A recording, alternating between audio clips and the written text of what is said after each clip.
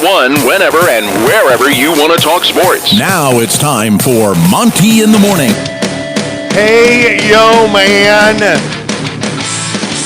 There are certain days where we do this show. I wish there was a partition right here. I'm worried that Jake's going to come across and knife me. You going to make it through the show without violence? I'll be fine, yeah. I'll be fine. Okay.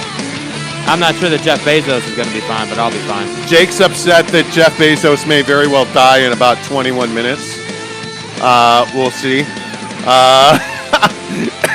It is Tuesday, July 20th, 2021, and Jeff Bezos is about to lift off in his blue waffle. Isn't that the name of it, the blue waffle? I don't even know what it's called. It's like Blue Horizon or Blue Origin. Yeah, blue waffle. Same thing. Same thing. Jeff Bezos is about to take off into space here in about 20 minutes. So, of course, we're going to keep you up to date on that. Yeah, maybe it'll blow up and you'll get a nice show. Wow. Guy, what is wrong with you today? Okay. You're being like weird. You're like all, how'd you sleep last night? Fine. Slept fine. Yeah, good. Okay. Are you rooting for Jeff Bezos to succeed? Yes. I'd like to see him make it to space, but again, I think you've got billions and you're risking your life on the first flight. You have no idea what's going to happen. Okay, see, I think this is really stupid. I have no idea why he's doing this. And my guess is this is one of those things where you're like, listen, the world's seen my penis through leaked photos. What do I have to lose here? Yeah, I mean, your life and the billions of dollars you made, but other than that. But and this is the thing, when you have billions, the billions don't matter to you, right? I guess not. No, I guess not. I think that's what this is. All right, we're only 19 minutes away from impending doom because don't you watch rocket ships take off and you're just assuming something bad's going to happen? Yeah, we all remember the rocket ships of the past that blew up. I think, what was that, Discovery or whatever it was? Challenger,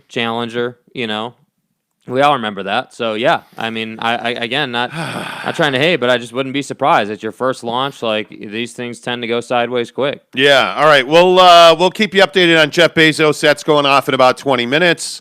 We have got to get to Game 6 of the NBA Finals, which is tonight in Milwaukee. Is it over for the Suns? Do the Bucks make NBA history tonight, ending a 50-year drought between championships for that great franchise? Is Giannis Antetokounmpo crowned the king of the world tonight? We'll find out. My feeling is we're going to get 7 games. The officials will help the Suns exponentially, and Devin Booker's going to go off for 45 to 50 points tonight. Am I crazy, Jake?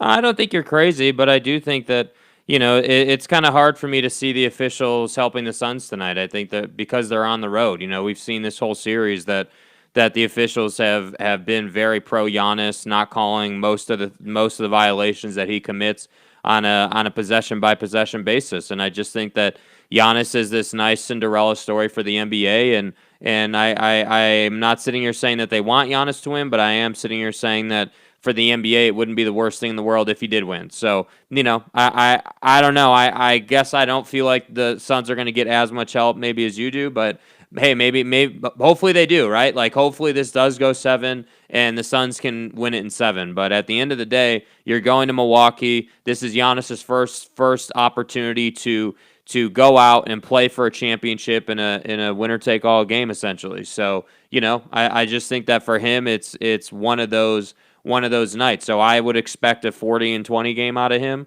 And then from there, it really depends on what Drew and Middleton do.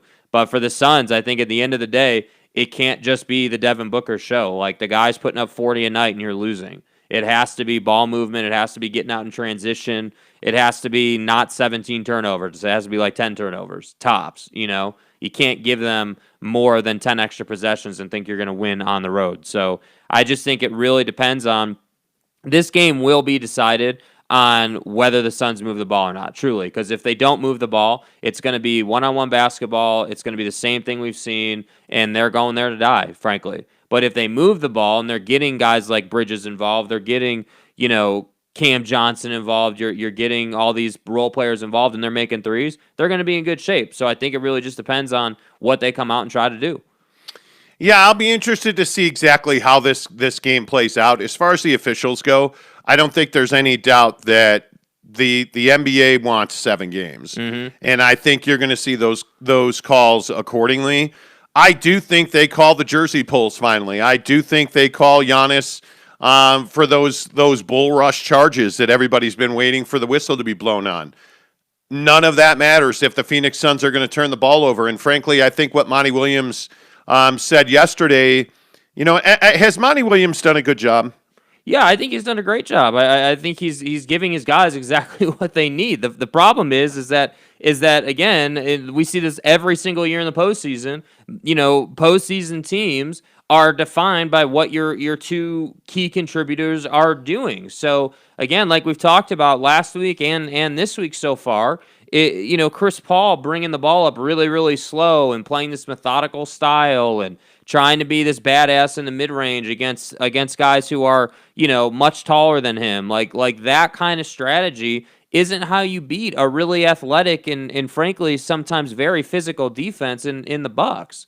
So for Monty Williams, he's telling them, hey, we need ball movement, drive and kick, like swing the ball. Like these are the things that we have to do to have success. That's frankly what got us here. We can't be in a place where we're playing one-on-one. We don't have LeBron James, right? We don't have Kevin Durant. Whoa! Take it easy. Well, they have Devin Booker and Chris Paul. Mm-hmm. I mean, it's all right in the world. Here's Suns coach Monty Williams. I think our culture allows for that. From day one when we got there, we said we weren't going to allow wins or losses to dictate the culture and the spirit of our gym. Now, when you lose in the playoffs, there's a natural tendency to allow it to dip a little bit because we're all human. But I think we have a level of bounce back on our team in the organization that allows for us to get the spirit back. And I saw it yesterday when we got on the plane. The guys had the same look in their eyes. When I came down this morning for meetings, guys were down there talking, having breakfast. It was pretty cool to watch. And so those kinds of losses are hard.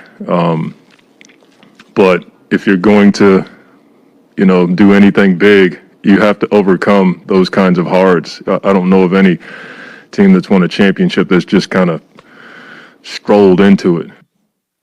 Monty Williams, head coach of the Suns. I mean, there is no stroll into it. Mm-hmm. Do you believe that this Suns team has the fortitude to completely, eradicate the stupidity that we have seen kill them in 3 straight games? I mean, I look at the unlikely odds of beating the Phoenix Suns 3 times in a row this season, and I tend to agree with you more. I was laying in my, sex pad last night of a bed, and I was watching highlights from those 3 games, and it really is just stupidity out of Chris Paul. Like, if this is not Chris Paul being injured.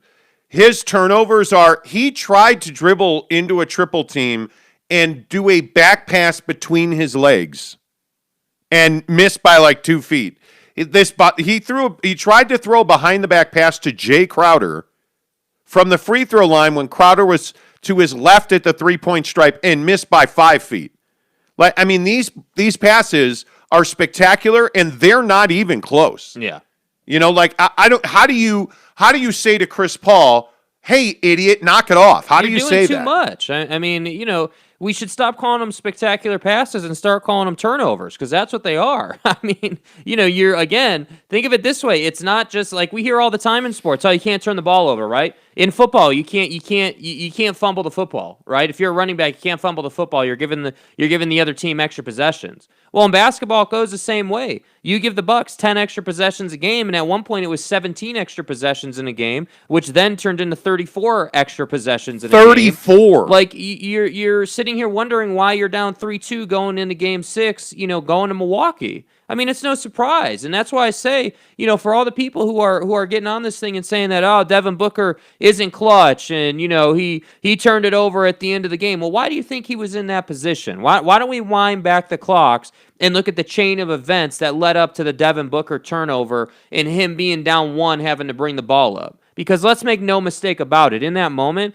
Devin Booker was him versus the rest of the Bucks team. Nobody else was getting a ball in that possession. Yes. And I just think that when I look at what led up to that, I think about the Chris Paul turnovers. I think about, the lack of ball movement, playing one-on-one. Like I don't have any problem with Book going for 35 to 40. In fact, I think he needs to be that guy for them. There's no doubt about that. But what I do have a problem with is guys like, again, you've got Cam Johnson, you've got, guys like Cam Payne who when they come into the game, the pace picks up, they're knocking down shots, you're all of a sudden getting much easier and much higher percentage looks. That's my problem. This is not a Phoenix Suns problem. This is a Chris Paul comes into the game, tries to do too much, plays way too slow problem. And I've been kind of waiting to say that because I wanted to see a couple more games kind of play out. But when I look at, again, the discrepancy when Chris Paul's on the bench and they're playing and it's Book and everybody else, and when Chris Paul's on the floor and it's Chris Paul and everybody else, even though Devin Booker's the best scorer on the team, they are two completely different teams. And that's why I say, at the end of the day, this game tonight will be decided not by Devin Booker, not by Giannis Antetokounmpo or Chris Middleton. It'll be decided by Chris Paul, which is very fitting considering where he's been at in his career. Yeah, and I think that the hardest part for Suns fans to ingest here and to wrap their heads around is that Chris Paul, I think, is absolutely one of the main reasons you're in the NBA Finals. But I also know that Chris Paul is one of the main reasons you're down in the NBA Finals, because I think Devin Booker outside of Game 3 has really stepped up and he's really performed. He's given you the kind of lift that your best player needs to give you. You've gotten big contributions from your role players, especially at home. The guy that's been missing, MIA, for every game but Game 1 has been Chris Paul. And the thing that you talk about with Chris Paul being on the bench and that giving the Suns a lift, it's pace. It is frenetic basketball, a sense of urgency. That's what lacks when Chris Paul is in the game. Now, his mid-range jumper is lethal. His three-point shot has been very nice this series.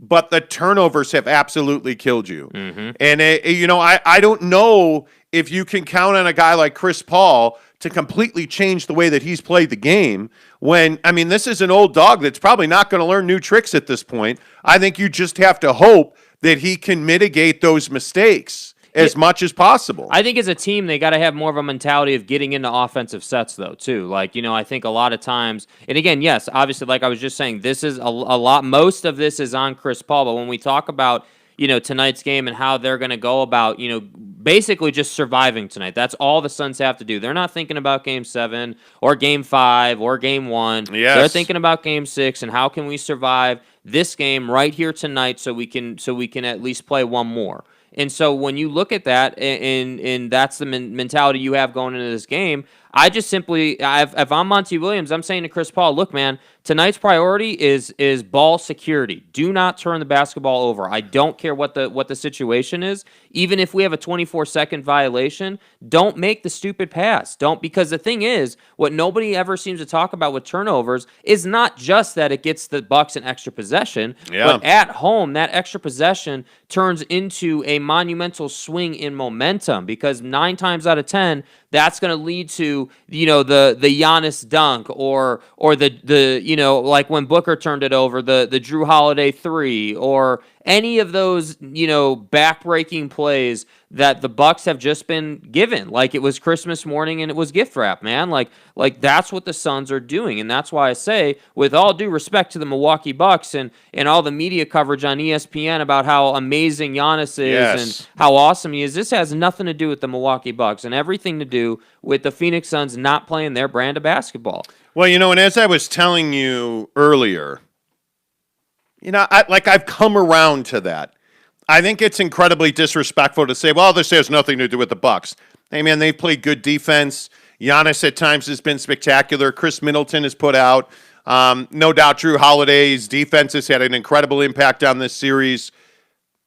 But, man, if Chris Paul doesn't turn the ball over 38,000 times per game, the Suns win this game. If win this series. If Devin Booker pulls up instead of, trying to drive and kick the other night. They probably win that game. Mm-hmm. Like these little mental mistakes that the Suns are making have them down 3-2 in the NBA Finals. They've lost 3 straight games, and it is shocking.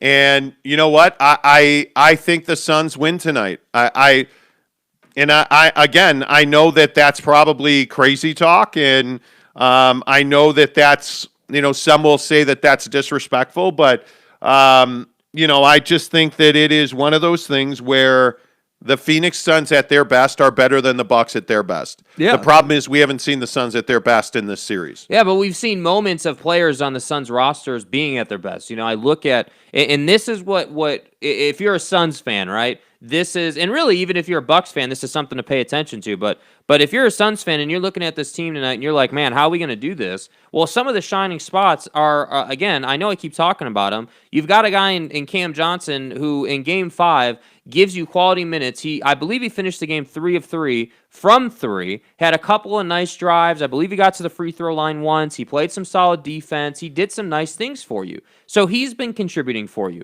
I look at Jay Crowder. Jay Crowder was incredibly cold in Game 5. Brick City, right? Game 4, he was shot the lights out. So Jay Crowder is going to be a point of emphasis tonight. He's got to make his shots. And then thirdly, I know that Cam Payne doesn't get a lot of minutes. I know that he's just a role player off the bench. He's not anything that's going to decide a game. But when he comes into the game, again, not to keep coming back to this Chris Paul not being on the floor point, but when the reason Cam Payne is so important is because when he comes in, he's looking to torch the Bucks with pace. And oftentimes they're down like 7, 8, maybe 9 points when Cam Payne comes in, and all of a sudden they cut that lead to like 1. And then what happens? Cam Payne goes off the floor, Chris Paul comes back in, turns the ball over, now the game's over. That's what's been happening. So really, it's incumbent on this team to just play better basketball. That's what has to happen. Well, and I think the other thing that you're seeing is Monty Williams is only playing 7 guys. I mean, Torrey Craig playing 9 minutes the other night. I mean, I understand that, but he's going to ride the bulls that got him here. And I think that's exactly the right thing to do. And Cam Payne, by the way, played 15 minutes the other night, 4 dimes, 4 rebounds, 6 points. Like, he comes in and gets on the gas. And the other thing is he didn't turn the ball over. You only got 1 turnover off your bench. That tells you that the majority of the turnover issues were your starters. Devin Booker, plays 42 minutes, 2 turnovers. I mean, that's pretty solid. Like, it is 42 minutes. But the problem is when the turnovers happen in the last 5 minutes of the game. Right. Same with Chris Paul. So, like the one Chris Paul turnover was a terrible pass that led to that dunk at the end of the game. And it just is. It's not that he turned it over in volume, but man, if he makes a good pass to Mikal Bridges in the corner, Mikal probably knocks that down. I mean, that's his favorite spot in the NBA. He's talked about that corner in front of his bench. He loves that spot. Mm-hmm. I mean, and why wouldn't you? Well, the ball almost went out of bounds. He made an incredible save that wound up going to the Bucks. Excuse me. And turned into a fast break. Like, it just is. It's the timing of the turnovers as much as how many turnovers. But I even look at the score, right? Like, of this game or any of the other games, you 123, 119. Like, it's crazy. It's not like you're losing by 20, dude. Like, yeah, I think, what was it, Game 3 you lost by 20, but that was kind of a one-off. The rest of the games have been pretty tight. So, I don't know, man. I know, you were saying earlier that it's disrespectful to say it has nothing to do with the Bucks, but I that's my honest opinion. I truly believe that just based on what I've seen. Again, a lot of these games, like the crunch time in these games is not at the end, right? That's not where the game really truly is decided. No. The crunch time in these games is about halfway through the third quarter when one of these teams has gone on a run and it's time for the other one to respond. You win the game in the third quarter. I know I say that all the time about the NBA. You win a game in the third quarter. Look at the Utah Jazz. When the Jazz come out and blow your doors off in the third quarter, it makes that fourth quarter awfully difficult. And I think that's what we've seen is that the Bucks are having stretches where they'll be down 9 points in the third quarter and then they'll just go off. They'll close the quarter strong. They'll go into the fourth with momentum, and the game's over. And it really puts a lot more pressure on you as a team in the Suns when you're trailing in the fourth quarter, and you cannot afford one single turnover. And to me, I mean, the job that the Bucks are doing is they're punishing the Suns for those turnovers. I mean, the Chris Paul turnover in the corner the other night where he threw that ball away to McHale led to one of the what people are calling the greatest plays in NBA Finals history with the Giannis alley-oop. Like, I listen, that's all well and good, and that's a great dunk. It's a terrible play by Chris Paul. And then to foul Giannis in that situation so you're down 4 instead of 3 is just a really stupid basketball play. And that's what I'm saying. Like, out of Chris Paul. Like, isn't the whole point of having Chris Paul on your team that he's a heady player? Yes. That he's a smart guy, that he doesn't make the stupid mistake? Yes. And yet, what are we finding? We're finding turnovers, dumb fouls, again, even if you take all that away and just look at his points production, he hasn't been anything. I mean, I don't know what he did in Game 5, but, at the end of the day, it wasn't enough. And that's why I say, like, tonight's game is with all due respect, you know what you're going to get out of the Bucks. You're going to get a lot of Giannis. You're going to get a lot of Middleton. You're going to get a lot of Drew Holiday. Yeah. And then I wouldn't be surprised if the dreaded Bobby Portis came in and gave him 10 to 12 points. And then PJ Tucker had a couple threes. I mean, that's what you're talking about with this team. But for the Suns, I look at Jay Crowder. I look at Cam Johnson. I look at all their role players, and I say they're just as good. So at the end of the day, when everything is equal and everything X's each other out, it comes down to Chris Paul's decision-making. Yeah, we'll be interested. By the way, we're sitting here waiting for Jeff Bezos to launch his ass into space on his blue waffle. Now, I'm not one that likes to talk about sex or make penis jokes on this show. I think everybody knows that. Right.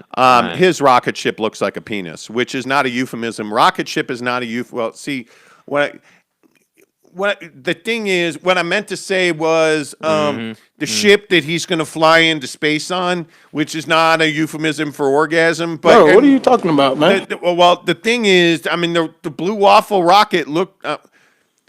Help me. The vehicle that he will fly into space on looks like a giant dick. Tell me it doesn't. It does. Tell me Blue Origin. Nice name.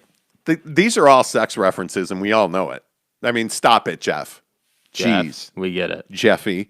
Okay, good morning. Brylark is back. Wow. Okay. Brylark makes an appearance. He says, "What's up, boys? Been a minute. This series has surprised me so much. Phoenix lacking the ability to finish games." Exactly right. James Knight says the necktie in Phoenix is getting a little tighter. Hasn't the landscape changed for Chris Paul? He was the man that was going to take Phoenix to the promised land, and he did.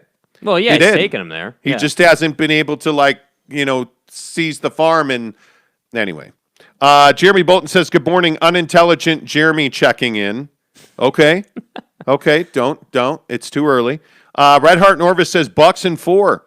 Evening, guys. We're having pares, which is broth marinated beef, boiled chili, brain soup cuisine." So wait, let me get this right. You're currently boiling probably cow brain and chili. People are misinterpreting what I'm saying. Don't die. Bolton says, "Wait, I thought Chris Paul was a top 5 point guard all time. I think he might be the best point guard ever." I think most people would tell you he's in a Hall of Famer right now, and he is. This is a cherry on top. Absolutely. And I don't disagree with that at all.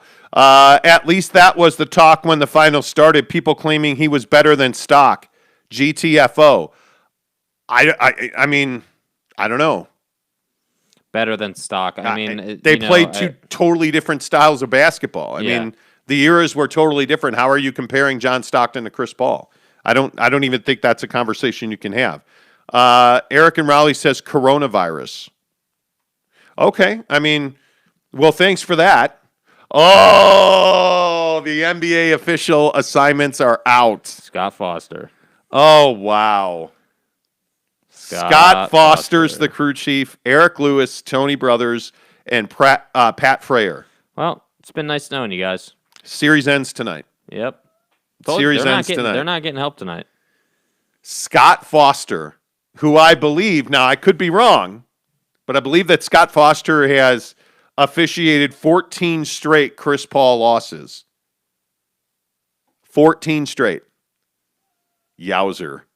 It's not good, dude. Do you buy into that? Yeah, I buy into it. Yeah, of course I buy into it. Yeah, I think that the so here's what I buy into. It's hard for me to legitimately sit up here and say that Scott Foster has a beef with Chris Paul. Now, I don't know the behind the scenes stuff. I don't know, obviously I have no context to say that. Maybe he does, but it's just hard for me to believe that an NBA official, has that kind of bias. Now, it does go without saying that the officials definitely call these games to extend the series. There's no doubt about that. Chris Paul is 1-12 in his last 13 playoff games refereed.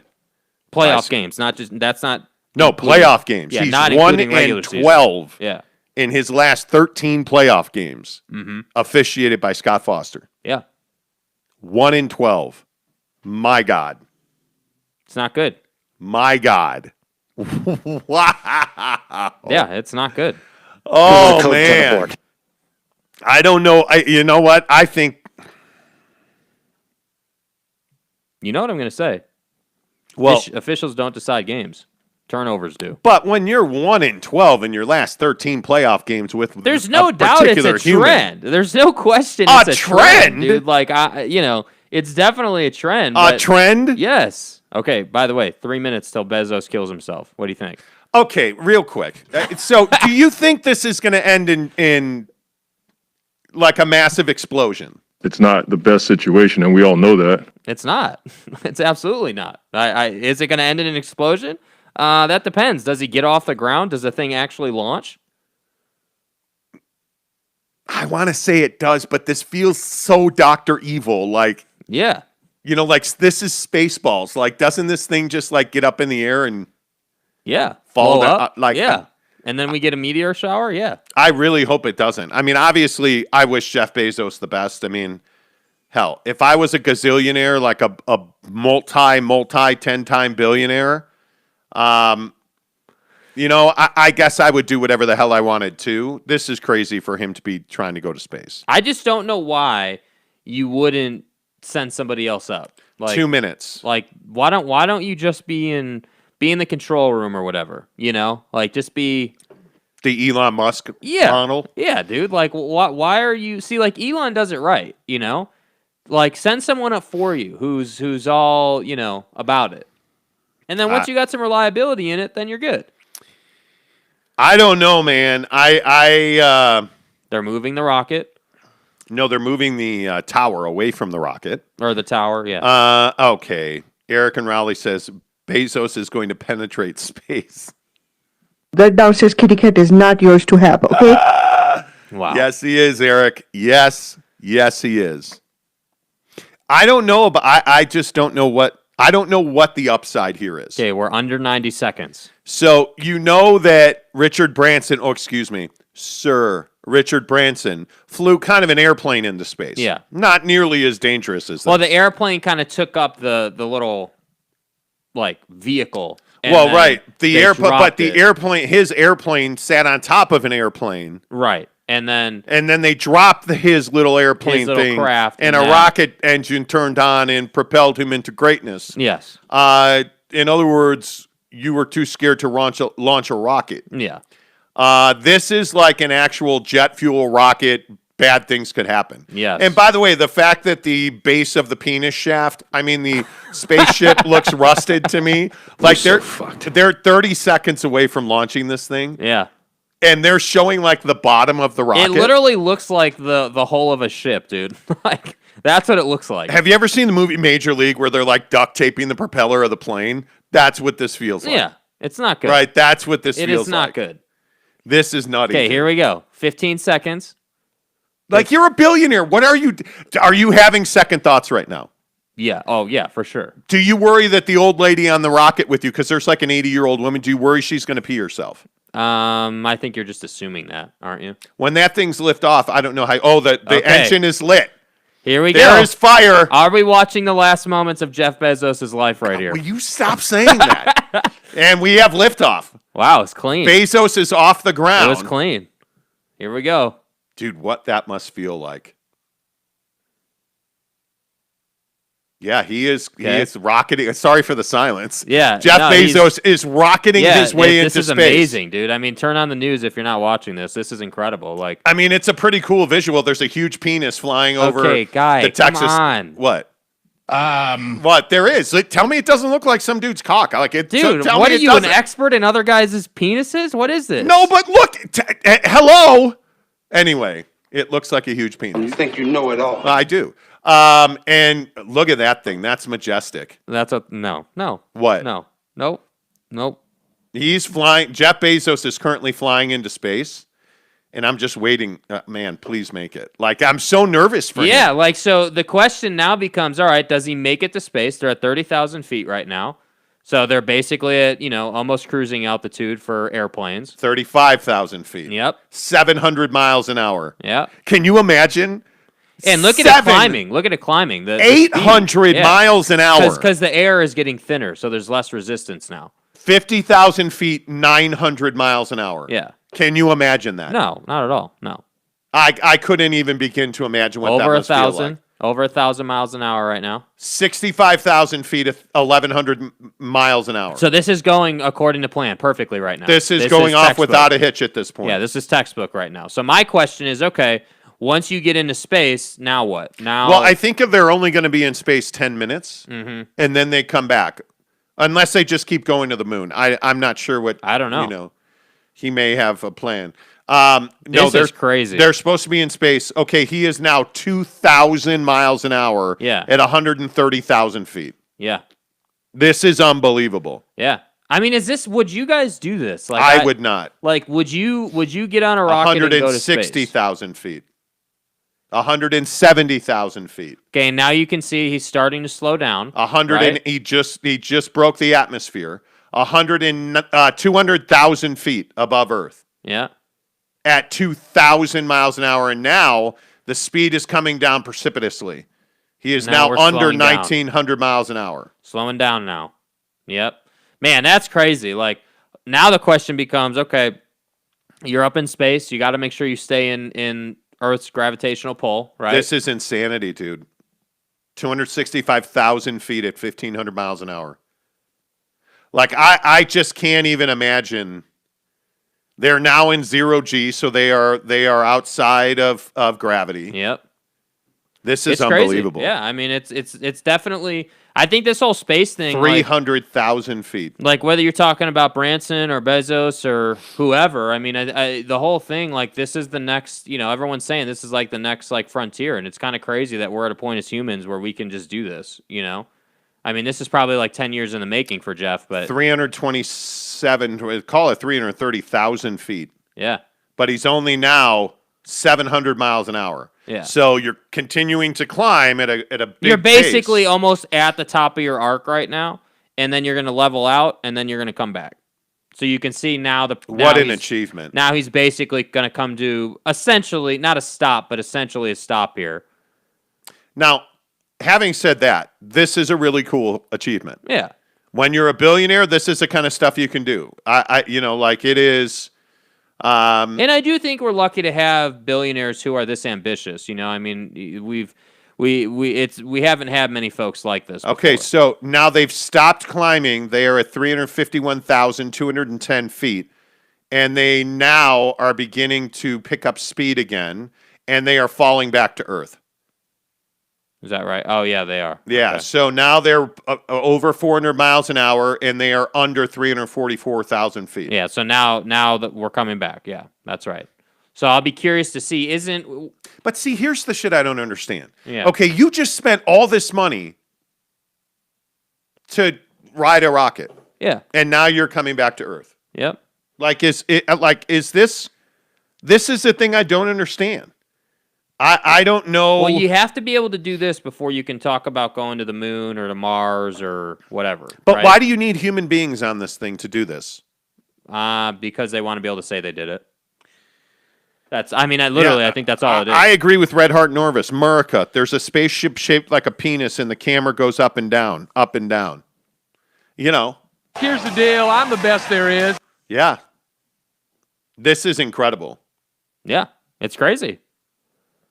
Yeah, and now he is 1,500 miles an hour again, falling back to Earth. Because think about it, if you were just launching a rocket, would CNN and Fox News and all the major news networks, be covering the first human flight, right? They probably wouldn't, because it wouldn't be a human flight. But this is it to me. This just isn't worth it.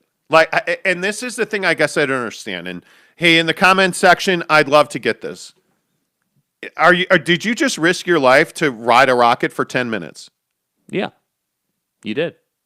I could understand if you were spending that money to go to the space station, or if you were going to do one orbit around the Earth. Okay, I guess I get that. You just went up 350,000 feet to come down, and you're now approaching 100,000 feet off the surface of the Earth. And you're literally, he just went straight up, and now he's coming straight down. Yeah. Like this feels moronic to me. Why?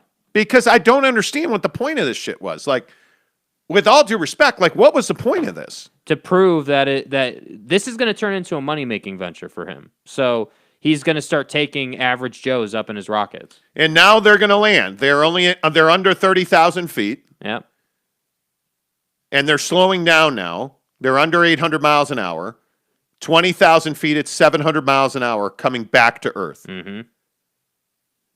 I mean, if this lands okay and they don't just pancake into the Earth, and they're not going to, because they're under 450 now. Yeah. This has been nothing short of a huge success. Yeah, now he's going to land this thing back on the pad. So the rocket's going to launch. The rocket booster fired. So, oh man, look at that thing shaking back and forth. Nah, I'm good. And now it's going to come right back down. And you're good. Nah, hell no. Look at this. I mean, this is crazy, dude. Right back down. Okay, wait. That's how easy it is. Richard Branson kicked Jeff Bezos' ass. Why? This was not nearly as impressive as I was hoping or thought it would be. Okay, now the rocket's By the way, fire. the whole damn thing's on fire now. There you go. You landed right where you were supposed to. Yep. By the way, so is everyone going to say that this was done in like a computer lab or something and that this is fake?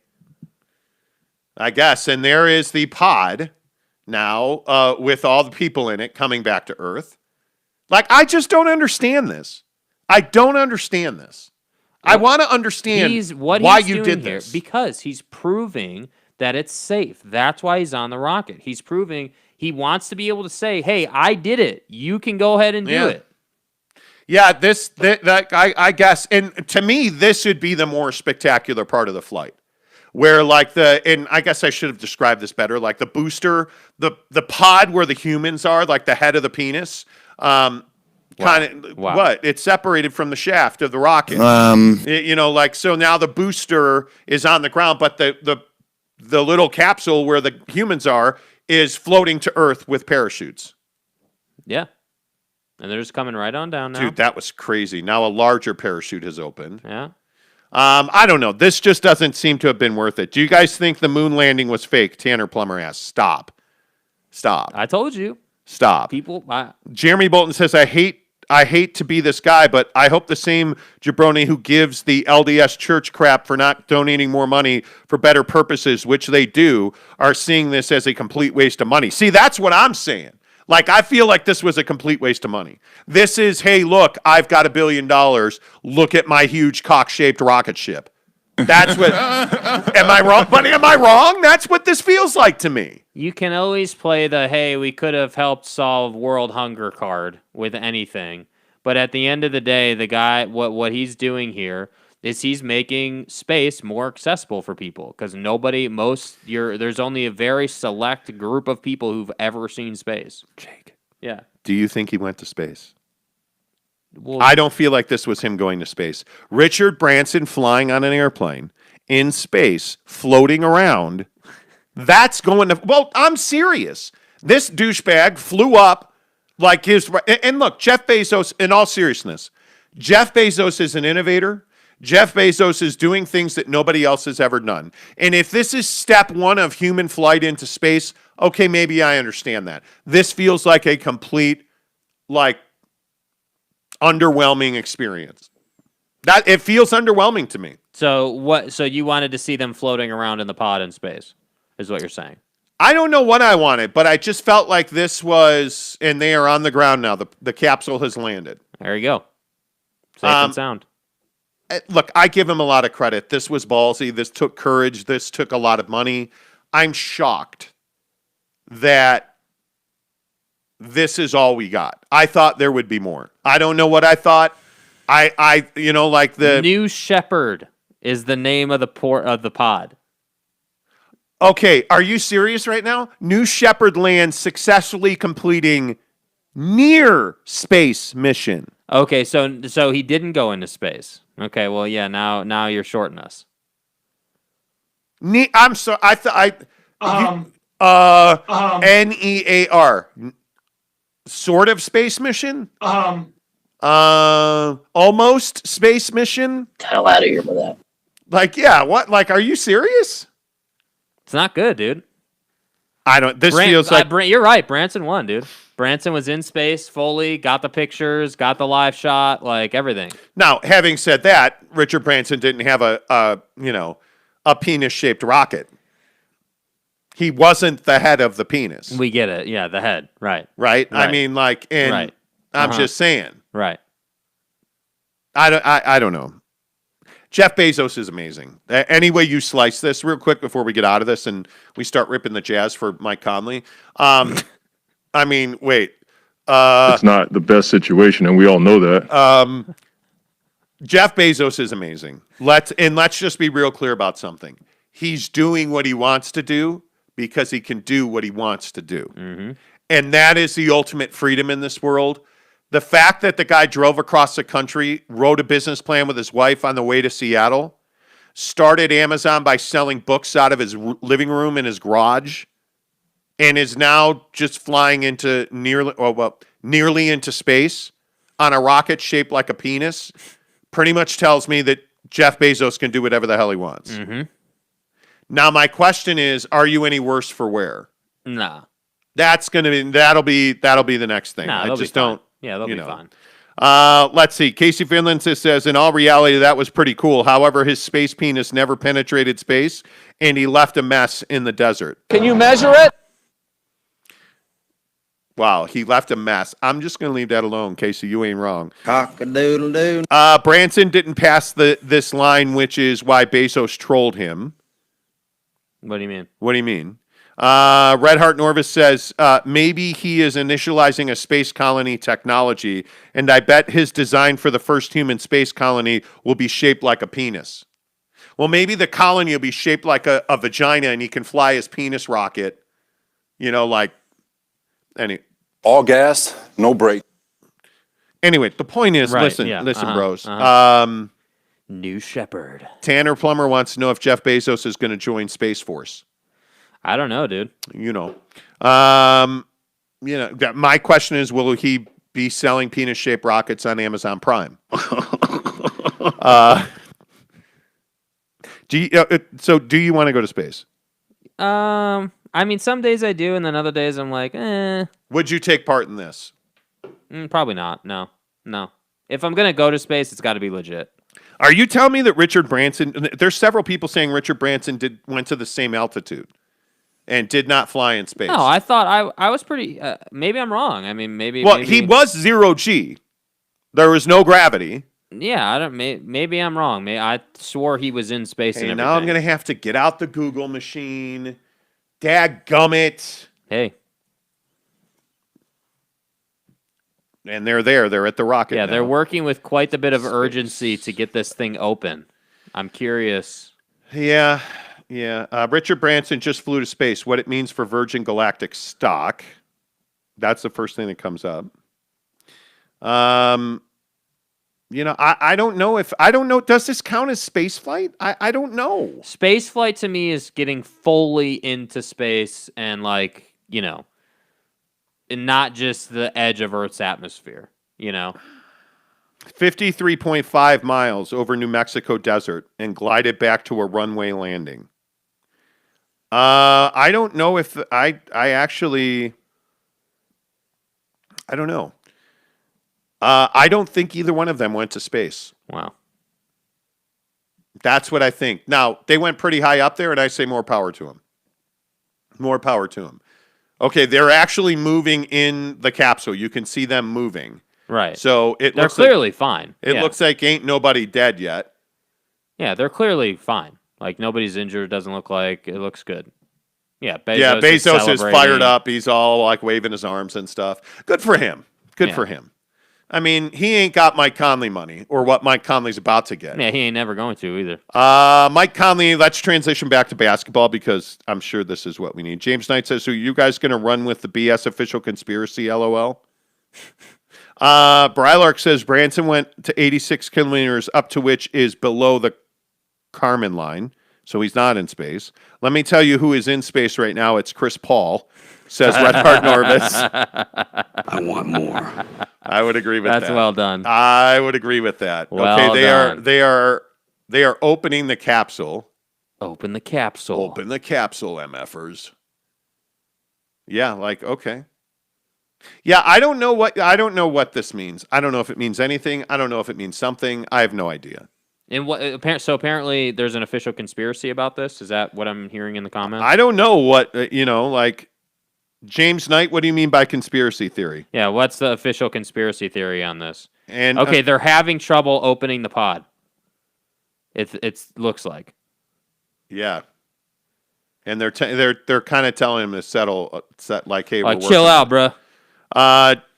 Draft Punk 419 says PSG is greater than Chelsea. You shouldn't do drugs, sir. All right, let's talk Chris Paul, point guards. Coming up this offseason, so here in a month, when NBA free agency opens, the NBA point guard class is going to be massive.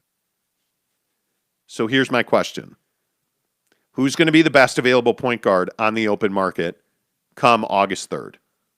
I'm saying it's Chris Paul or Kyle Lowry. Mm-hmm. But I think your boy, Mike Conley's a close 1C. I think if you wind up with Kyle Lowry, Mike Conley, or Chris Paul, you're better off than you were. Yeah, I mean, from a basketball perspective, yes. But I think, if we're just talking about pure player ability, yes, you are going to be better off than you were without them, of course. But when you start looking at the money and you start looking at how that affects your team and you start kind of balancing talent versus money that talent costs you, then the discussion shifts a little bit, So I start looking at these players and I start looking at durability and I start to like Kyle Lowry more and more. Now, last season, everyone's going to say, well, he missed a bunch of time.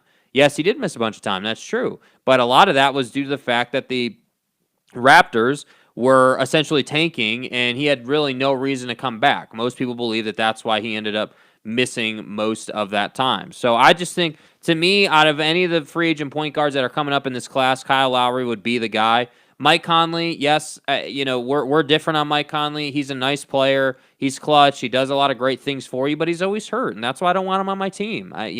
You're no good to me if you can't play. That's my thing. Like, every year he's always hurt, so I'm not paying Mike Conley.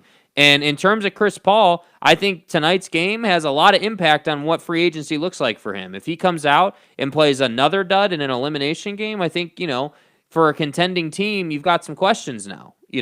Like, why would you pay him all that money if he's not going to perform when it matters most? So it's tough. Yeah, and the other thing that I find so interesting, and I guess this is where the rubber meets the road, I want performance, and I want performance in the biggest moments. And I think that, to your point, Kyle Lowry delivers that. I mean, this is a guy that's won a championship, obviously, in Toronto, where expectations for NBA championships, are pretty low. They wind up shipping out DeMar DeRozan. He and Kawhi team up. And I thought Kyle Lowry was a huge part of that. I think Kyle Lowry was a key cog in the Raptors winning a championship. In my opinion, Kyle Lowry is the premier free agent point guard.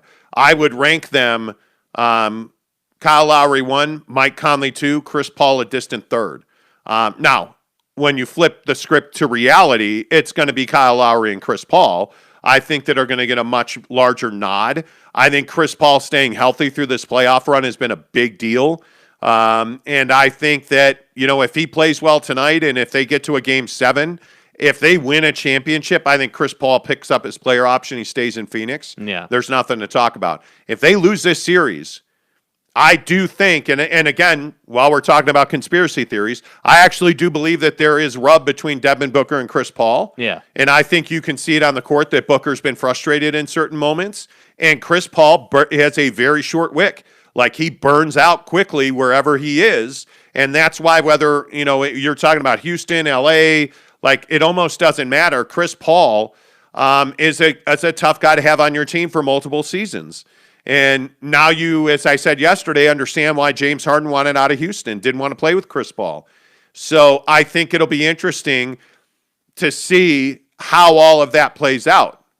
I also think it'll be very interesting to see what's Mike Conley's value on the open market, because at some point the Utah Jazz are going to get to a place, and I think they're very close to that now, where they're starting to realize they're not going to be able to afford Mike Conley no matter what they pay him. Because if you pay him $20 million, and he's going to get a multi-year deal, so if you pay him total of $40 million over the next 2 seasons, I think you're waving goodbye to your championship hopes. Because I think at that point you have to melt down the core of this team, because the Utah Jazz, frankly, financially are just not in a position where they can afford to pay tens of millions of dollars in luxury tax every year to afford to have Mike Conley back, and for what? That's the biggest question. Yeah. And the only reason, and again, to your point, the only reason that Kyle Lowry is the number one available point guard is because Mike Conley's not reliable. Mm-hmm. You can't believe that Mike Conley's going to be on the floor in the biggest moments. And to me, that's just another reason why the Jazz need to let him go. And if I'm the Jazz, I don't re-sign Mike Conley and I trade Bojan Bogdanovic. And if I can, I move Derek Favors. I know that contract is essentially 2 years guaranteed at $19 million. Yeah. Which makes it a little prohibitive, and they don't really have draft assets that they can throw in there. It's a difficult situation. But if I'm looking around the NBA and I'm the Knicks, the Lakers, the Clippers, the other guy that we have to talk about is Reggie Jackson. Mm-hmm. I mean, Reggie Jackson is going to be a well-paid guard coming up this offseason. He earned himself a hell of a lot of money in LA. Yep. And I think with Kawhi Leonard's knee injury, I think that they're in a position where they're probably going to get Kawhi Leonard back with the Clippers. Now, do he and Paul George want to play together? I don't know. I think Paul George earned himself a hell of a lot of credibility this year. So if they blow it up in LA by trading Paul George, it would not. They will get a haul in return for him. Absolutely, yeah. I think PG was able to sort of. I think people still have doubts about PG, but I do think he was able to really help the narrative around him. I mean, he did carry that team. He gave them big performance after big performance, and I think that really helped him. I mean, Kawhi, with all due respect to Kawhi and his partial tear of his ACL or whatever, that might have been the best thing that ever happened to Paul George, because now he's able to sort of correct his legacy almost, in a sense, where people can now say, yeah, he carried them that year. So. Yeah, we'll see. But I still maintain that, if I'm a contender or if I need a point guard, Kyle Lowry is absolutely the number one for me. And then, then it's Chris Paul. And then, Mike Conley, to me, is a very distant third just because of the durability issues. And that's a tough part for the Jazz, too. Like, it would be nice if the Jazz could just say, if we pay this guy, he's going to be there and he's going to perform. But, we're going to have to pay a lot of luxury tax. Yeah. But, let's just do it because we know it's good. But they're not in that position. Mulvanian says Schroeder, too. Put him at 1C. Dennis Schroeder's not in that group. He disappeared, bro. He played so poorly, and he had injury issues as well. I think he's going to try and hold the Lakers hostage. I think they're, if the Lakers want to resign him, it's probably $100 to $120 million. And I just don't think the Lakers can afford that. If I'm the Lakers, I'm probably not pressing to re-sign Dennis Schroeder. I'm looking for a more affordable option, if you will. The Lakers are going to pay the luxury tax pretty much no matter what. And they're in a tough situation because they have so much money tied up in AD and LeBron James. But I'd remind you that those two guys aren't playing basketball right now. And those two guys are resting and getting healthy. It's huge. While all these other guys are at the Olympics. Man, to me, I think the Lakers are going to be a team that's really... Watch what the Lakers do this offseason. Watch how much they pay Dennis Schroeder, if they pay him at all. That's a big question. Yes. Because LA is going to pay a point guard. The Lakers and the Clippers are going to pay point guards. Who is it and how much? Because to go to the Clippers, you'll take a little less money. To go play for the Lakers and win a championship, you'll take a lot less money. Mm-hmm. And so I think that that's the advantage the Lakers have. It's the advantage, frankly, that teams like, the Jazz don't have. You're in my opinion, the Jazz are going to have to offload significant assets. You either stand pat, bring this core together, fix your cap, and compete for next season, or you trade as much as you can and you retool this team immediately. Yeah. Because your Rudy Gobert and Donovan Mitchell are going to be here. And it's a matter of finding pieces to fit around them. And I with all due respect to everybody else on this roster, including Bogey, Ingles, Faves, Jordan Clarkson, all these other guys, to me, have almost no value in terms of winning a championship. Move those guys, bring in other pieces, build around Rudy and Donovan, because what other choice do you have? You don't. Yeah, I would agree 100%. By the way, yes. Last thing on basketball, just saying tonight could be the last basketball night of the year for a while, or not for the year. I guess they'd restart, but for a while. Yeah, it's and that's why I'm so glad football's almost back. Like I just cannot wait. I cannot wait for the NFL, for training camps to open, for college football camps to open a little after that. Yep. I am ready for football. Yeah. Like I am ready for Get Up on ESPN to stop leading with the Aaron Rodgers saga. I am Even ready. Though there's been like no update in how long? Nothing. I am ready for it. This Jeff Bezos thing is how significant is this? Oh, it's a big deal. Yeah, it's a big deal. Twitter's lit up with it. Twitter is absolutely. What's the Twitterverse saying? Twitter's lit up with it. People are congratulating him.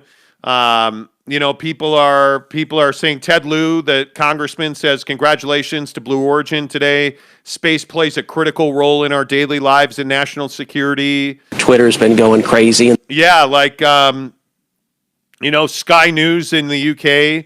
The new Shepard rocket, which is carrying 4 people, including Jeff Bezos, has successfully landed.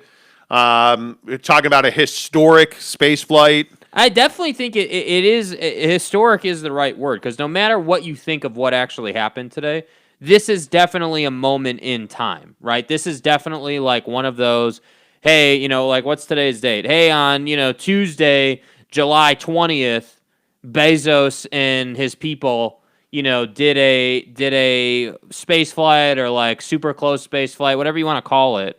At that point, and again, we can't tell the future, right? Yeah. But assuming that everything keeps advancing and they keep pushing, this could be the first point in which, more normalized space flight began. Because that's what I truly believe this is. I think it is a money ploy. Like, hey, let's fly up average Joe and his family to space for 12 minutes for 100 G's, and then bring him back down. And then I also think that it is also trying to. I know for a fact that guys like Elon and Jeff and Branson want to start looking into other options besides Earth. They do. Well, and I think this is the first of many. Yeah. Like, Sir Richard Branson with his flight was one. Now this Bezos thing. I mean, I'm amazed. Like, talking about a groundbreaking performance from Jeff Bezos, went off without a hitch. Yeah. It's a big deal. Yeah. Everybody's tweeting about Jeff Bezos should be paying a wealth tax. Like, come on, really? A historic space flight, and we're going to talk about tax policy in this country? There's always someone who's going to be pissed about money. Stop it. I you know what? The more I sit here and think about it, I think it's pretty cool. Yeah. Now, next time somebody actually needs to, go into space, be amongst the stars, that would be awesome. Yeah. I think it's called NASA. Whatever. Anyway. Yeah. Not significant at all. We literally did this 50 years ago, Justin Salas says. But the difference is this is a private company. This isn't the United States government. This isn't NASA going to the moon. This is... Well, we never went to the moon, so... Well, okay, this isn't NASA going to a TV studio pretending to be on the moon, which I don't believe. We went to... Stop. We went to the moon. But this is a private citizen who launched a rocket carrying himself and several others, including a woman, into space. Like, I mean, it's historic. Yeah. It is. It's very different than what Sir Richard Branson did. And you know what? I give Jeff Bezos a lot of credit. There is no doubt that Jeff Bezos is the prime example, no pun intended, of the American dream. I mean, the guy started from nothing. Yeah. He started with books in his living room. Yeah. And he just flew himself into space today. Yeah. That's unbelievable. It's amazing. It's unbelievable. And I think the opportunities that Amazon has created for people, yes, they have labor issues. I totally get that. Should there be a wealth tax? I don't know. That's for a different show. The opportunities that Amazon has created for other people, for small business owners. How many jobs has Amazon created? Yeah, how many companies has Amazon launched? How many small businesses has Amazon launched? Yeah. You know, like, I mean, it just is, it's remarkable. It is really remarkable to me. Yeah. What Jeff Bezos has done. And we can joke about penis-shaped rockets, and Jeff Bezos is an innovator. Jeff Bezos is, if any of us are a third as successful as Jeff Bezos, we've lived remarkable lives. Yeah. And you know what? For better or for worse, how many people can say that they've flown into space? That's what I'm saying. It's not many people can. Yeah. Giggity says, you think Bezos' original plan was to be able to take a weekend date to space with the penis ship? I mean, Lauren Sanchez was standing right there. She was the first one he went to when he got off the plane, so. It's not a plane. It's a capsule, please. Can you procreate in space? Oh, I'm sure. You tell me that astronauts haven't procreated? They must have. Like, does all the plumbing work in space? Yeah, I don't know. It's an interesting question. If you guys ever want to kick it, we'll flow. In space. Like, does the blood flow in space? Like, I don't know. I don't know, dude. I mean, if you're going up in a penis-shaped rocket, I would hope it does. Casey Finlinson says this was cool. It also seemed like a very expensive carnival ride. It was straight up and straight down. You know, mine bends a little to the left, but whatever. Guys, What? stop, What? stop. What happened? Dude, no. We don't need those references. Not significant at all. We literally did. Justin, I just don't get that. I just don't get that. Any danger in putting the money into educating these non-vax morons? That's one way to go about it. Yeah, that's why they want to go to space, because they're not vaccinated and they know the truth. You know. They're trying to get off Earth. By the way, did you see Sean Hannity and Fox News last night? There we go. Like, what? My wife is wearing like a coif of hair. Anyway, did you see Sean Hannity last night? A coif. Yeah, she needs the aqua for her tattoo. Okay. Did you see Sean Hannity last night? Mm-hmm. What the? Okay, so in the world of vax versus non-vax, Fox News has been remarkably reckless in don't get vaccinated, no need to get vaccinated, treat this like the flu. It's another weapon against Donald Trump. Like just downplaying coronavirus since the day it arrived on the earth, right? Since the day it was either created in the laboratory or Kung flu. Yeah, spawned in the fish market, however you want to believe that the coronavirus was birthed. Right. Fox News has basically said, don't get vaccinated. You don't need it. This is a flu. Yeah. Yeah.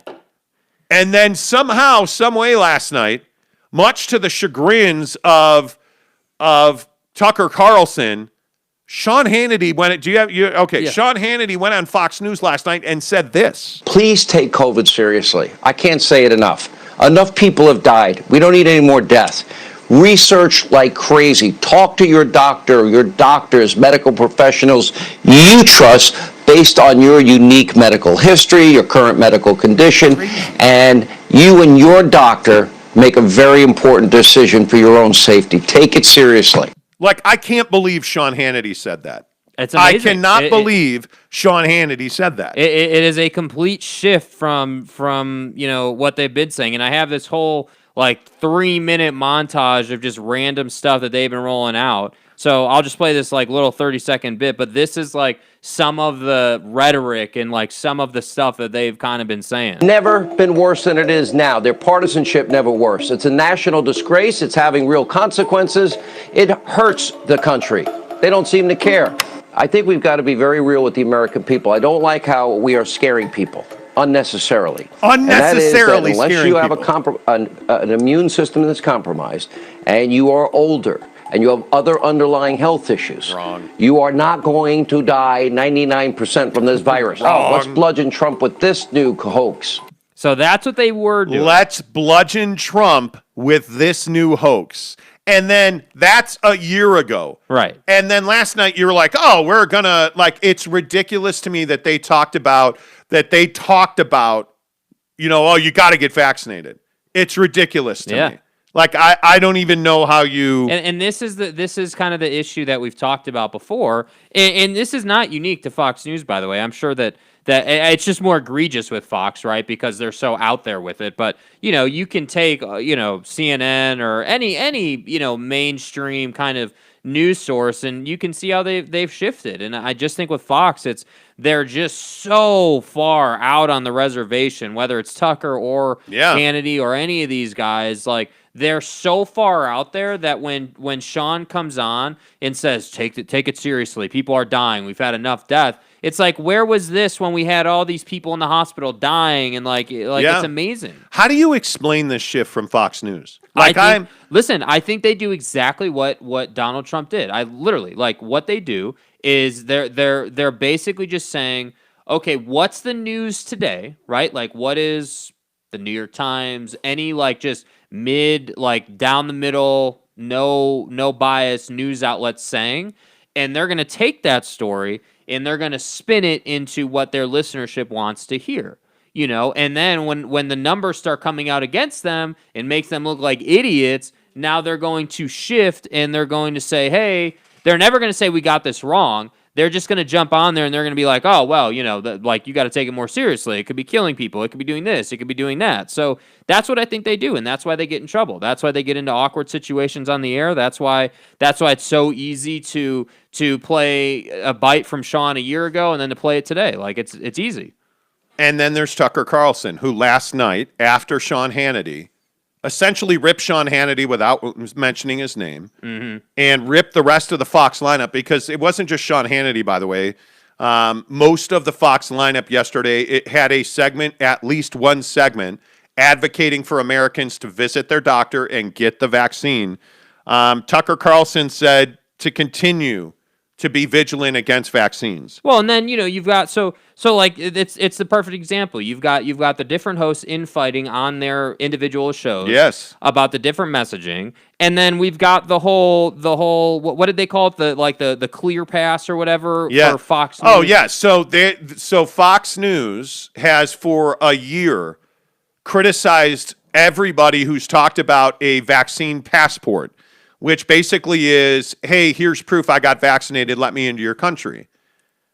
Fox has roundly criticized that policy, calling it a scarlet letter, comparing it to, concentration camps, and that Jews were marked Jews. But you see right there, not to cut you off, but that's what I'm talking about. Yes. You're talking about Jews in concentration camps with a vaccine passport. Yeah, we're comparing the worst genocide in the history of known man, the Holocaust, one of the worst atrocities anybody has ever known, to a vaccine passport. And now, all of a sudden, what comes out yesterday? Fox News is requiring proof of a vaccine to either become hired and in some cases get access to their buildings. You must prove that you have a vaccination. They're calling it Fox's Clear Pass. So wait, you have to have a vaccine passport to work at and get into the facilities at Fox News, but entire nation shouldn't require a vaccine passport. Like, this is what is incredible to me. And when we talk about the damage that the media does to this country, I don't, it's undeniable.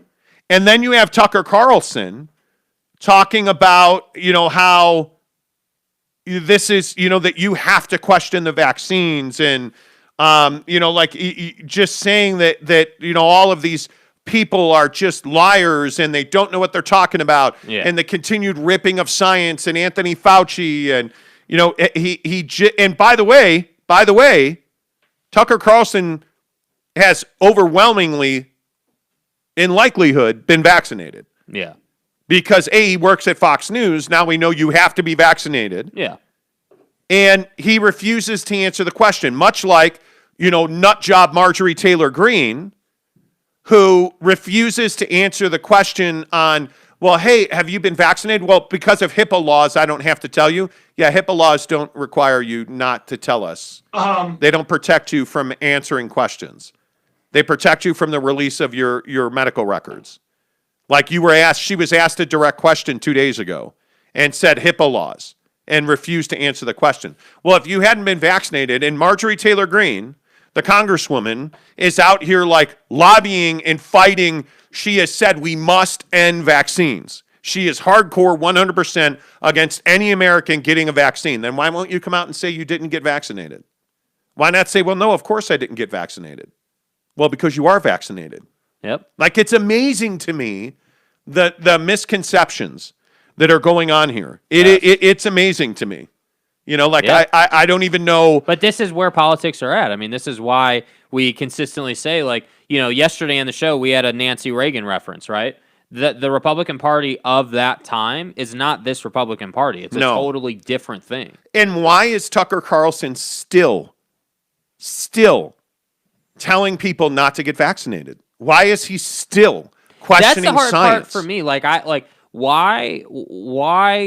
What good does it do anybody to tell people not to get vaccinated? Because the thing is it's not one of those topics where it's like an opinion-based thing. I mean, the numbers clearly show that being vaccinated, again, to be very clear, it doesn't prevent you from getting the variant or or just straight up COVID, but it does basically eliminate the possibility of you dying from this virus. I mean, that's how strong the vaccine is. So to have Tucker going on there, and by the way, it should be said, Tucker tends to play to the conspiracy theories, and we all remember the Joe Biden's laptop and face swapping and all this stuff. He plays to the very conservative wing of the Republican Party. There's no doubt. Yeah. Justin Sella says, I understand they shouldn't have said that stuff earlier, but it upsets me when people finally do the right thing, we still get upset.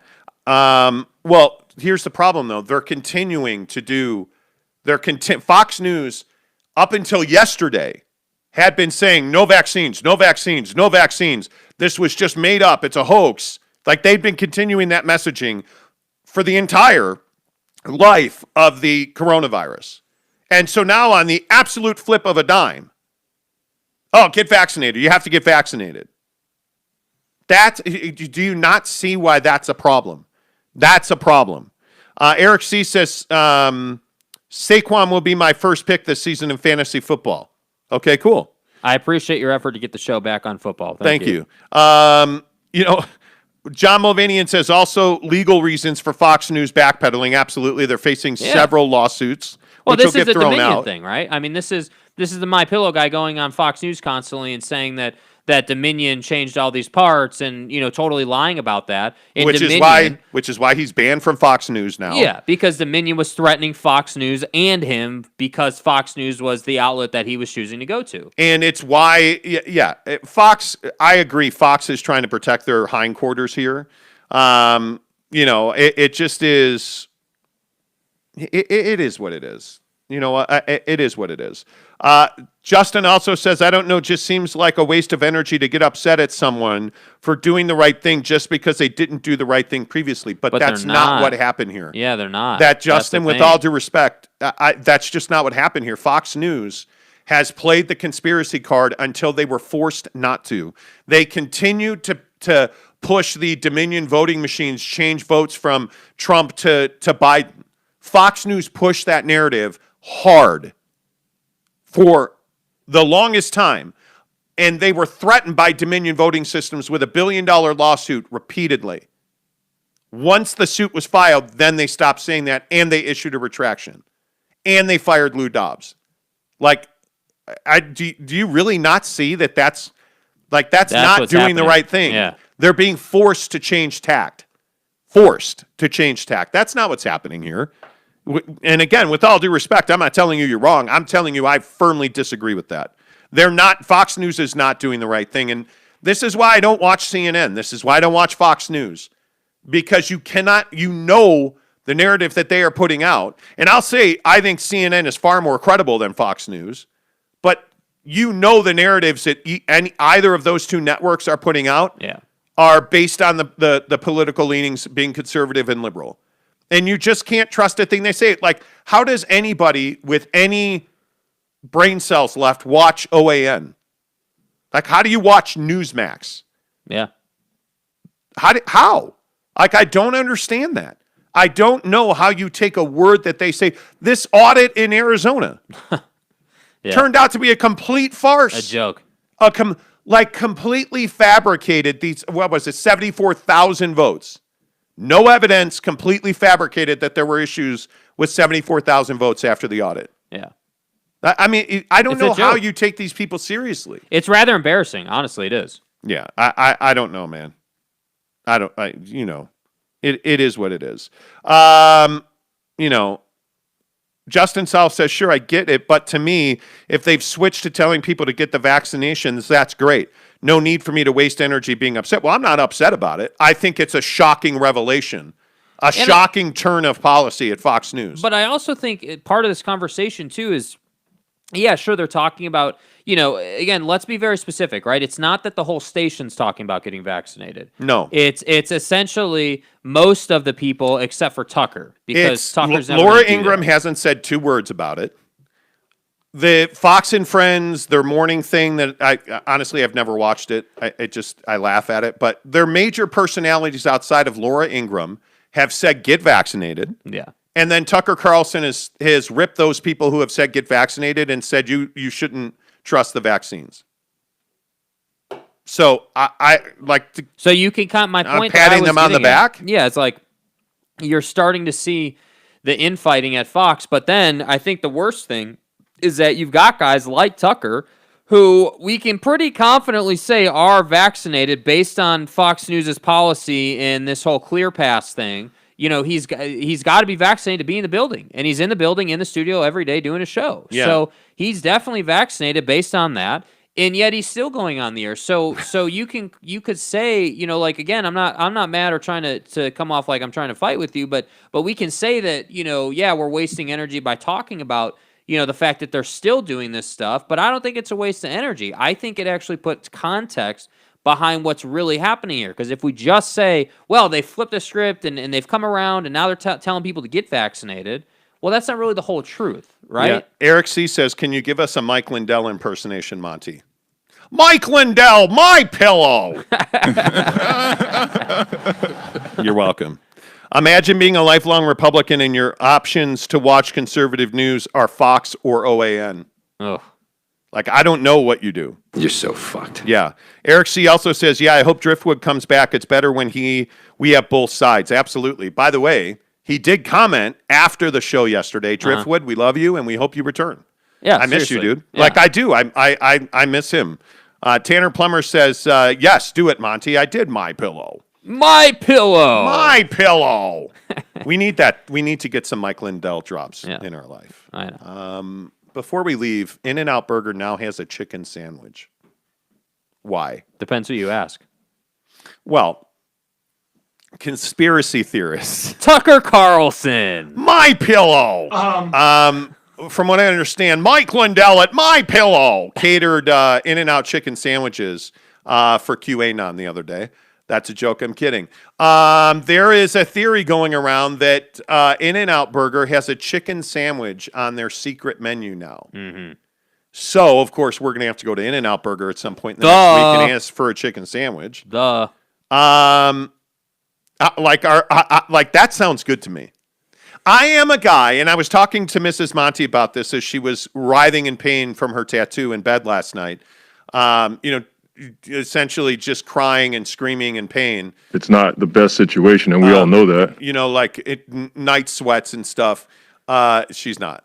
Good luck. I'm kidding. See, I've gotten a bunch of tattoos lately. I don't wrap my tattoos. I walk out of the shop, I get home, I take off the cover, I'm done. I lube it, I wash it, I lube it again. And I mean my tattoos. Yeah, I was going to say. Among other things. If you felt these balls.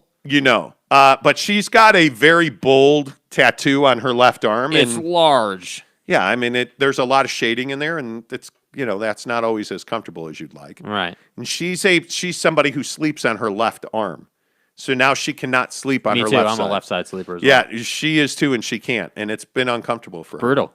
So I will give a tip of the cap to Mrs. Monty for. Well, she's crabby all the time, anyways. So I guess. So I don't anyway, really back to the notice point. difference, In-N-Out but, chicken sandwiches. she doesn't let me eat fast food or go out to eat or enjoy food at all.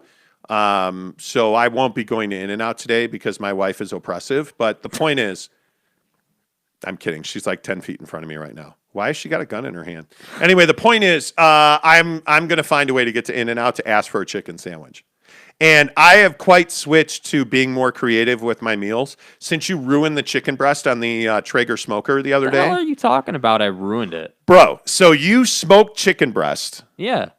You put it in sauce and you put it in a Ziploc bag in my fridge. Yeah, what's wrong with that? I whipped out my meat yesterday for lunch. The chicken out of the bag, rock hard. My meat meat was rock hard. How is yours rock hard and mine's not? Mine was in a bag and yours was in a bag. I don't know, but the chicken that I pulled, and then I warmed it up, and it's almost inedible. Okay, well, you can smoke it next time. I had it for lunch yesterday and it was phenomenal. So I don't know what. Yeah, I don't know what happened. I mean, I was really bummed about it. Now, the day-old wings that we had left over, unbelievable. The chicken breast it was really thin. Why are you so upset? Because it's ridiculous. Like, I chopped it up. So we made it Sunday. When I went home, I chopped it up, put it in Tupperware, and it was fine. Like, it's good. Okay, I did not chop mine up. I left the breasts intact in the Ziploc bag in barbecue sauce, like you would prep them. Mm-hmm. I didn't chop them up. So I pulled it out yesterday. I heated it up and then chopped it, and it was rock hard. Like, it was... Yeah, I don't know, dude. It was not good. I don't know. It was not good. I don't know how that's even possible. I don't know either. Anyway, but the point is the day-old wings were amazing. The chicken sandwich at In-N-Out is that I'm being more creative with my food. So if they don't have a chicken sandwich, I'm getting a 2x2 protein stuff wrapped in lettuce. I love that. Like, I don't mind a full burger at In-N-Out. Like, it's a good burger. It's not Five Guys, but it's a good burger. Right. And of course, I don't get like the limp French fry things that they don't serve French fries. Passes for potatoes. They serve cardboard. Terrible. But give me two 2x2s with cheese, no onion, wrapped in lettuce. Good to go, bro. Mm-hmm. Like all day long. Very good. Yeah. Yeah. So what I'm saying is I'm going to get more creative. I've been watching. See, and you threw me down the TikTok hole, which I don't appreciate. I don't know why I had to go down the TikTok hole. I didn't throw you down anything. You kind of didn't. The point is, you didn't. I actually got on TikTok again before you told me to. But the food on TikTok is amazing. Mm-hmm. Like there are like all kinds of lettuce sandwiches. Like you take big bib lettuce and you pack it with vegetables. Like there was one lady who made a black bean, tomato, onion, sriracha sauce like lettuce wrap thing. Mm-hmm. Looked unbelievable. Another lady cored out the middle of a cucumber, took out all the seeds, put tomatoes, cream cheese, and pico salsa on there with a bunch of tapatio, and just ate it like it. I mean, it looked phenomenal. Wow, that's what we got to do. We got to get more creative with our food, man. Yeah, I'm excited. Giggity says, throw some sliced yellow chilies on that double in your set. My guy does not like spicy food. At all. Eric C. says, Jake and dates used in the same sentence always doesn't feel right. Yeah. How's the Hinge game? It's non-existent. Not trying anymore. Not trying anymore? Nope. Okay, so you've had a philosophical shift in this, and we've got 4 minutes to talk about this. Yeah, so we just, and again, not to, I know we're not officially official on the new side hustle, but, we've put out a ton of money on the side hustle. We have put out an exorbitant amount of money. No, let's be honest. This is going to be over $100,000 for this side hustle. Yeah, so, pocket. You put out a bunch of money, and you just start to understand that, it's just not worth the time anymore. It's not worth the time, it's not worth the money, and, that's just where I'm at with it. Wow. It is worth the time and the money. Well, We always disagree on this. Yeah, you can believe that. We always disagree on this. Yeah, I don't think it is. Well, once you fall in love and get married, and you know the procreation and planting of seeds that turn into children starts, we'll have a different conversation about it. Because trust me, it's worth it. Yeah, I just don't think I'm going to meet that person on a dating app, and that's why I'm not trying. So you think that happens in person? Yeah, I think that happens in person down the line sometime. Okay. Not anytime now. Okay. Well, I hope you're right. Because you have become, you know what scares me a little bit? I think it's very good and it's terrible at the same time. Mm-hmm. You've become comfortable being alone. Yep. You've actually gotten comfortable not living with anybody. Mm-hmm. You've gotten comfortable not, Yeah, not just comfortable, right? Like, I mean... you're loving it. You're thriving in it. I thrive. I do really well. I do really well at Yelp living alone. Like, I do whatever I want to do, which is, Eric C. says, okay, so if you're not on Hinge, then you must be on Grindr, right? No. I mean, I'm not... I'm technically on Hinge. I just don't use it. Yeah, I don't use it. Yeah. Eric C., you're winning today. Brylark says, where's the merch? On hold.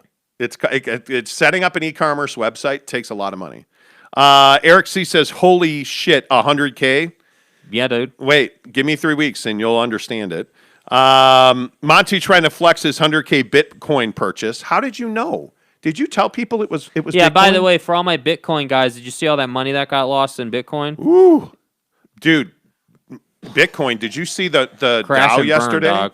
The Dow was a disaster yesterday. I took a bath on the Dow yesterday. Yeah. Like not we've kind of stopped day trading too because I'm not I ain't got all that money. I'm not interested in just going on dates just for the sake of going on dates. It just is so it's an incredible, like, I know I keep saying it, but it's just an incredible waste of time. Time, money, like all that. Tanner says Jake is riding solo. Yeah. Eric C. says Jake needs to settle with a nice LDS girl. No. Ace says Jake, enjoy it while it lasts, because one day you're going to be sitting on the couch with that hoe, and you're going to be like, man, I wish she was not. I wish she was not here with that hoe. Okay. Well, I understand now, Ace, why that comment got filtered, but it's fine. I mean, like, didn't like that. And listen, not to belabor the point, but there is a time in every man's life where being alone is actually important. It's cathartic. Like, this is the first time you've ever not lived with somebody.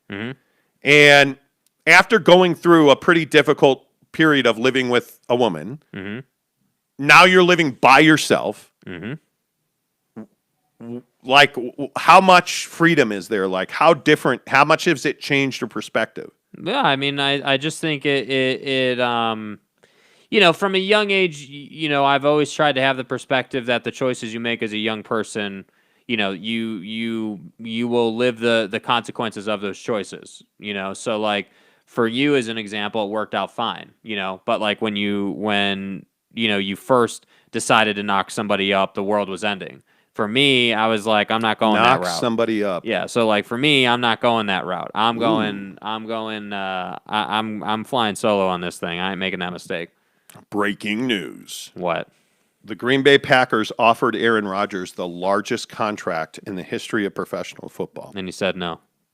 He turned it down. Doesn't want to be a Packer. Trade his ass. He does not want to be a Packer. There you go. My bad. Brylark said Jake needs an LSD girl. Okay. Eric C. says, I live alone. Like, why is this comment filtered? I live alone just like Jake. I think we're the same age, and I don't know how Jake likes it so much. I get lonely as F. Yeah, the difference is that, so, and this is so funny. I know we don't have a ton of time here, but it's so funny that got brought up right now because yesterday, you and I, off of the show, like, after the show was done, we were talking about how people my age really need the human connection. And I just feel like I'm just so different. Like, well, we work at Yelp, as many of you know. And so we're both on different teams, and there's about 10 people on a team or so. And so the news came out yesterday that in August, Yelp is going to be opening offices again. And you can choose to go to an office or you can continue to work at home. And it was amazing to me how many people were like, oh, I can't wait to get back in the office. It's going to change my life. I'll get back to living. And I'm just amazed by that. Yeah. Like it is yeah, I don't know. Eric C., how old are you? By the way, I'm curious. Jake, you're 27, going to be 28. Yeah, I'll be 28 at the end of the year. I wonder Eric C., how old are you? Yeah, I don't know, man. Like, I just think that it is. I think the biggest difference is that when you have a path to success and things that are working and those things take time, like side hustles and doing sales and things like that, you start to appreciate the fact that you're not coming home to a problem. You're not coming home to unwanted negative energy or having to put energy into people that aren't pushing you forward, But if you look at my life, like I mean, I think that I probably married over my head. I was at the dentist the other day while they were burning my mouth out. Whitening my teeth, my bad. I was at the dentist the other. Yeah, you should apologize to me. I was talking to the dental technician, and she was talking about, life and whatever, and we just got to talking about our relationships, and I said to her, I married way over my head, which is what I tell people all the time, and I feel like, sure, are there moments of distress in your relationship? Yeah, marriage is tough. Love is a choice every day, and I think when you're married to somebody that you're in sync with most of the time, and I think me and Mrs. Monty are in sync most of the time. I think there's just a calm about it. Mm-hmm. There is that friendship is, it's so powerful. I don't even know how to describe it. Mm-hmm. But I think when you don't have that, and you've never had that. Nope. That's the hard part, is you've never even been close to that. Mm-hmm. And I think that's why you don't value it yet. But it will happen. And when it happens, it will change your thought process. It will change the way you look at things. I'm sure that that's true. But my thing is I'm just not in a rush to force it to happen. And I think that's the difference is like, it is such like, and I know we're having this conversation in the comments too. I think people think it's so foreign to be able to basically have a really small group of a really small circle and live alone and grind. And it's like, dude, no, like when I'm 40, like you're going to be seeing the work that I'm doing now. And that's the thing that I think people can't see. Well, and I've always had a small circle. I've never had hundreds of friends. Like I went through that phase in my early 20s, and I think it changed my thought process. I never wanted to go back to it, frankly. Yeah. I never wanted a huge circle of friends. But, yeah. I look at the difference. And Eric C's 27 as well. He says, I appreciate the privacy and living alone, but I'm on a different side. I just have my desk job 9 to 5. I come home and call as many family members that answer the phone because it does get lonely. See, and I think it does. But that's the thing. So this is like when I first moved into my place and I was living alone, there were definitely times where I was like, man, like, shouldn't I be doing something right now? Or I have all this time. Like, I'm just kind of sitting It's here. freedom. And you go through this process where, and I think this is really what defines whether you're comfortable being alone or not. And obviously I am, but you go through this process where you're like, okay, this time, what should I do with this? Like, my brain always goes to, okay, if I have time, how should I spend it? Because there's value in doing nothing. There's value in doing something. Yep. There's value in, getting, out on the reservation, going for a drive or something, or, whatever. Like, there's value in making the decisions with the extra time you have. And I think some people don't view it that way. They view it as, well, I don't have any friends and I don't have a life. And that's just not true. And that's what I think the greater conversation is the norm will tell you that, well, you got to have a big group of friends and you got to have the huge wedding and you got to have like this classic path. And I just don't think that that's the case anymore. I think you got to decide who you want to be and then you got to follow the path to get there. And, Yeah. Jose Luis BG says, if possible, I'm never going back to the office. Totally agree with that. It's the fight over the remote control I don't miss. But me and Mrs. Monty don't fight over the remote control. But see, I think you're lucky. Most people do. That's what I'm saying. Like, I don't think that most people are happy in the day to day. I could be wrong, right? Like you were just saying, I've never had it, but I from what people tell me, from what I hear all the time, just going off of that, it doesn't seem like people are thrilled with their situations. Yeah. No, I am very lucky. I think there's no doubt about that. I would tell you it'll happen when it's supposed to happen. I'm a big believer in universe and karma and all that stuff. I don't believe that timing is an accident. So, but that's just me. Anyway, play the music now. Okay. Should probably go. Yeah. Justin Self says, I'm grinding too. I just happen to have my wife to keep me up when I get down. Yeah. And that's a luxury to have. It is. Absolutely. Totally. And when I'm spending thousands on tattoos and my wife's like, hey, can I get one? I'm like, yeah, sure, do it. We collect shoes together. We travel together. We watch Property Brothers Forever Home together. And she'll watch the NBA Finals tonight. Yeah, life is good. Make sure you follow us on Instagram, TikTok, and Twitter. The Monty Show, MONTY by The Monty Show. You can find Jake, SLC Supercars, on all social media platforms on The Monty Show, MONTY by The Monty Show. Subscribe. We're getting really close, by the way, to 1,500 subscribers. I think we're at like 1,420 something now. So we're going to give away this Xbox Series S. We're at 1,424 now. So probably next week. 76, yeah, probably next week we'll give away this Xbox right here on YouTube. Until tomorrow, say goodbye, Jake. Goodbye, Jake.